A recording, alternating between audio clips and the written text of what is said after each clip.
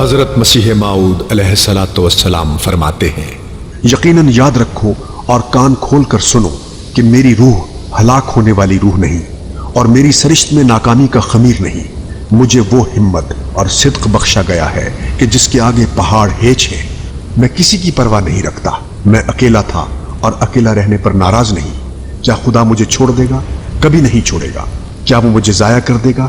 کبھی نہیں ضائع کرے گا۔ دشمن ذلیل ہوں گے اور حاسد شرمندہ، اور خدا اپنے بندے کو ہر میدان میں فتح دے گا۔ میں اس کے ساتھ، وہ میرے ساتھ ہے۔ کوئی چیز ہمارا پیوند توڑ نہیں سکتی، اور مجھے اس کے عزت و جلال کی قسم ہے، مجھے دنیا اور آخرت میں اس سے زیادہ کوئی چیز بھی پیاری نہیں کہ اس کے دین کی عظمت ظاہر ہو، اس کا جلال چمکے، اس کا بول بالا ہو۔ کسی ابتلا سے اس کے فضل کے ساتھ مجھے خوف نہیں، اگرچہ ایک ابتلا نہیں کروڑ ابتلا ہو۔